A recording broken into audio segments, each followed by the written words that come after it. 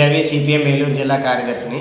పోలవరం నిర్వాసితుల కోసం ఇంతకుముందే భూసేకరణ చేశారు, మిగులు భూములు ఉన్నాయన్నారు. వాటి లెక్కలు ఇంతవరకు ప్రకటించలేదు. అప్పుడే చాలా అవినీతి, 500 కోట్ల రూపాయల అవినీతి జరిగిందని చెప్పి బహిరంగ ఆరోపణలు వచ్చినాయి. దాని మీద విచారించి ఏం తేల్చారో తెలియదు. మళ్ళీ ఇప్పుడు తాజాగా మరొక 8,000 ఎకరాల భూసేకరణ కోసం ప్రభుత్వం అలాగే జిల్లా అధికారులు పదే పదే ఆ వ్యవహారాన్ని నడిపించడం కోసం సీరియస్గా కృషి చేస్తున్నారు. ఇందులో పోలవరం నిర్వాసితులకి అవసరమైనటువంటి భూములు సేకరించడంలో అభ్యంతరం లేదు.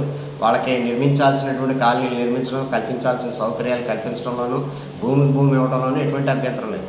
కానీ అభ్యంతరం వల్ల ఏమిటి అంటే ఆ ప్రాంతం 170 చట్టం ఉన్న ప్రాంతం, షెడ్యూల్ ప్రాంతం, రాష్ట్రపతి గవర్నరు కనుసన్నల్లో ఉండాల్సినటువంటి ప్రాంతం, ఏజెంటు గవర్నమెంట్ జిల్లా కలెక్టర్ గారి ఆదేశాల ప్రకారం నడుచుకోవాల్సినటువంటి ప్రాంతం. ఆ ప్రాంతంలో భూసేకరణ అనేది కేవలం ఒక ఫార్స్గా నడుస్తూ ఉంది.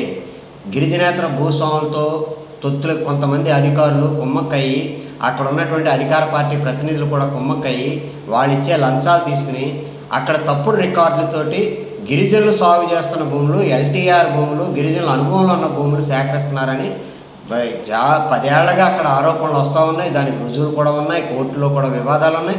మళ్ళీ తిరిగి అదే పద్ధతులు ఇప్పుడు భూసేకరణ చేయడం కోసం ప్రయత్నం చేస్తున్నారు. వాస్తవానికి భూసేకరణ చేయాలంటే దేశంలో ఎక్కడైనా సరే 2013 భూసేకరణ చట్ట ప్రకారంగా గ్రామ సభలు జరపాలి. అంతకు మించి ఏజెన్సీ ప్రాంతంలో పేసా అనే గ్రామ కమిటీలు ఉంటాయి.